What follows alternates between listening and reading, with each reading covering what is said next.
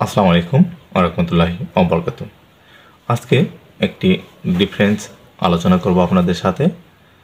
এই আলোচনাটা আশা করি সবাই গুরুত্ব সহকারে বোঝার চেষ্টা করবেন। সেটি হলো, আপনি কিসের নেতা?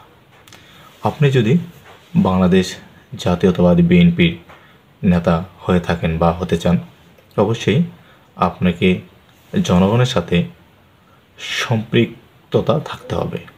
কারণ জনগণ যদি আপনার পিছনে না থাকে তাহলে আপনি নেতা হতে পারবেন না।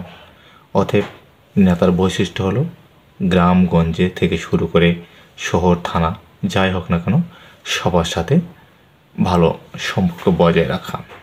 তাই নেতা হতে হলে অবশ্যই জনগণের সাথে সম্পর্ক বজায় থাকতে হবে, তা না হলে নেতা হওয়া যায় না। আপনি নেতা হতে চাবেন, জনগণের সাথে খারাপ আচরণ করবেন, জনগণ আপনার কাছে আসবে, আপনি তাদের সাথে ভালো ব্যবহার করলেন না, তাহলে তো নেতা হয়ে যাবে না।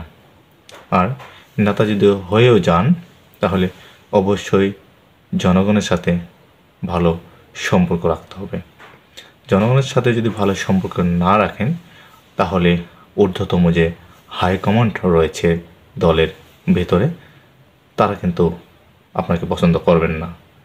তাই দলের ভাবমূর্তি যেন কোনোভাবেই নষ্ট না হয় সেদিকে নেতা এবং কর্মীদের সবাইকে সজাগ থাকতে হবে। এই বলে আমার সংক্ষিপ্ত বিশ্লেষণ শেষ করছি। আসসালামু আলাইকুম ওয়া রাহমাতুল্লাহি ওয়া বারাকাতুহু।